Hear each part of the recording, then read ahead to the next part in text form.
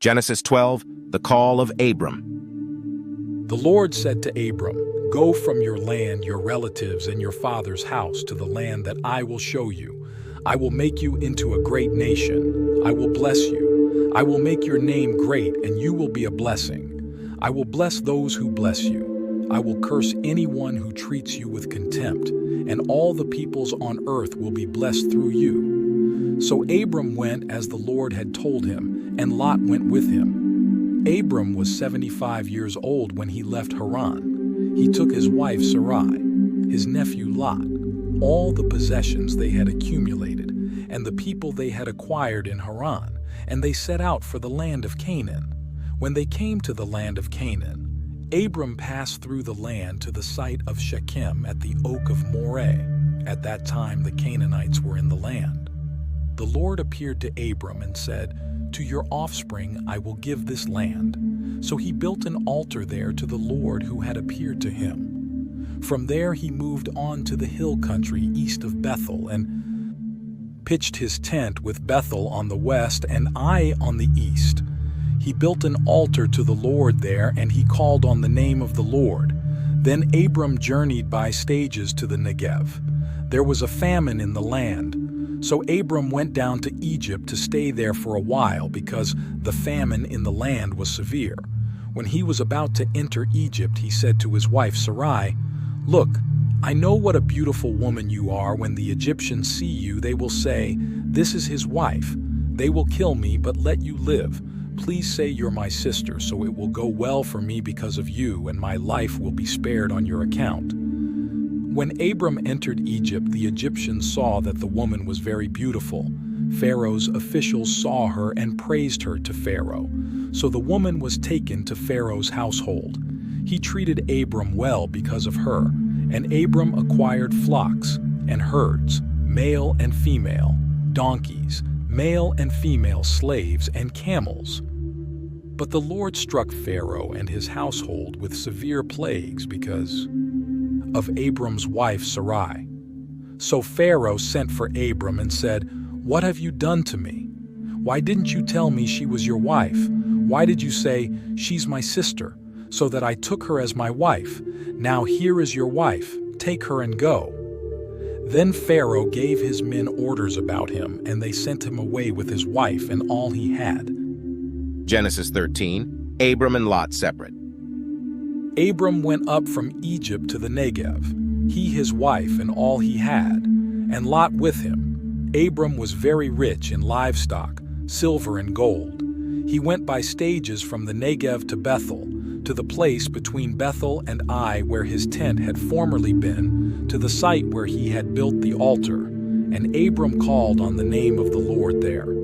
Now Lot, who was traveling with Abram, also had flocks, herds, and tents, but the land was unable to support them as long as they stayed together, for they had so many possessions that they could not stay together. And there was quarreling between the herdsmen of Abram's livestock and the herdsmen of Lot's livestock. At that time the Canaanites and the Perizzites were living in the land.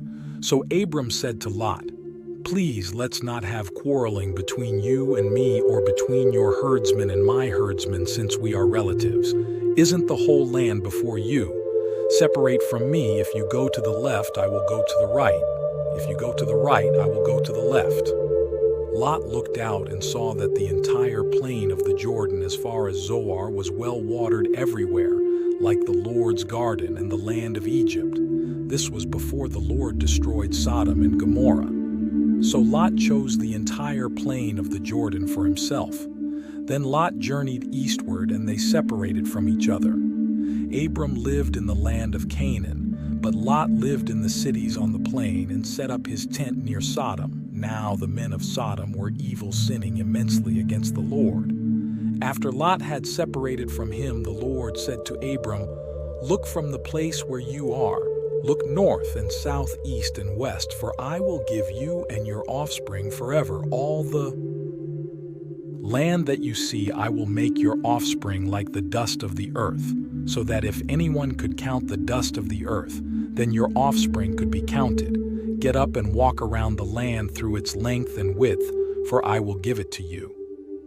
So Abram moved his tent and went to live near the oaks of Mamre at Hebron, where he built an altar to the Lord.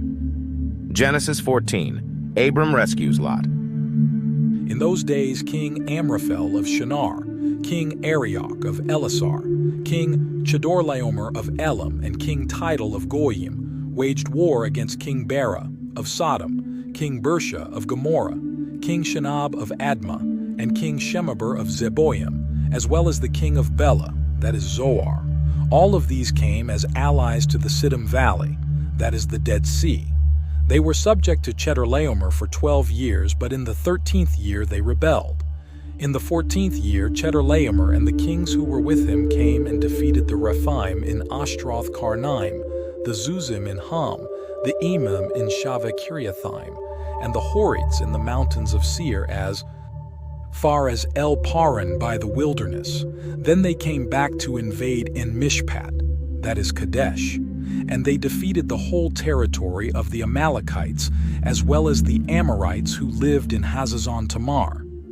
Then the king of Sodom, the king of Gomorrah, the king of Admah, the king of Zeboim, and the king of Bela, that is Zoar, went out and lined up for battle in the Siddim Valley against King Chedorlaomer of Elam, King Tidal of Goim, King Amraphel of Shinar, and King Arioch of Elasar, 4 kings against 5. Now the Siddim Valley contained many asphalt pits, and as the kings of Sodom and Gomorrah fled, some fell into them, but the rest fled to the mountains. The 4 kings took all the goods of Sodom and Gomorrah and all their food and went on. They also took Abram's nephew Lot and his possessions he was living in Sodom, and they went on. One of the survivors came and told Abram the Hebrew, who lived near the oaks, belonging to Mamre the Amorite, the brother of Eshcol and the brother of Aner. They were bound by a treaty with Abram. When Abram heard that his relative had been taken prisoner, he assembled his 318 trained men born in his household, and they went in pursuit as far as Dan. And he and his servants deployed against them by night, defeated them, and pursued them as far as Hobah to the north of Damascus. He brought back all the goods and also his relative Lot, and his goods as well as the women and the other people. After Abram returned from defeating Chedorlaomer and the kings who were with him, the king of Sodom went out to meet him in the Shaveh Valley, that is the King's Valley. Melchizedek, king of Salem, brought out bread and wine. He was a priest to God. Most High, he blessed him and said, Abram is blessed by God, Most High, creator of heaven and earth, and blessed be God Most High, who has handed over your enemies to you. And Abram gave him 1/10 of everything. Then the king of Sodom said to Abram, Give me the people, but take the possessions for yourself. But Abram said to the king of Sodom, I have raised my hand in an oath to the Lord God, Most High, creator of heaven and earth, that I will not take a thread or sandal strap or anything that belongs to you, so you can never say, I made Abram rich. I will take nothing except what the servants have eaten, but as for the share of the men who came with me, Aner, Eshcol, and Mamre, they can take their share. Genesis 15. The Abrahamic Covenant. After these events, the word of the Lord came to Abram in a vision. Do not be afraid. Abram, I am your shield. Your reward will be very great. But Abram said, Lord God, what can you give me, since I am childless, and the heir of my house is Eliezer of Damascus? Abram continued, Look, you have given me no offspring, so a slave born in my house will be my heir. Now the word of the Lord came to him. This one will not be your heir, instead one who comes from your own body will be your heir. He took him outside and said, Look at the sky and count the stars if you are able to count them. Then he said to him, Your offspring will be that. Numerous. Abram believed the Lord, and he credited it to him as righteousness. He also said to him, I am the Lord who brought you from Ur of the Chaldeans to give you this land to possess. But he said, Lord God, how can I know that I will possess it? He said to him, Bring me a 3-year-old cow, a 3-year-old female goat, a 3-year-old ram, a turtle dove, and a young pigeon. So he brought all these to him, cut them in half, and laid the pieces opposite each other, but he did not cut the birds in half. Birds of prey came down on the carcasses, but Abram drove them away. As the sun was setting, a deep sleep came over Abram, and suddenly great terror and darkness descended on him. Then the Lord said to Abram, "Know this for certain. Your offspring will be resident aliens for 400 years in a land that does not belong to them, and will be enslaved and oppressed.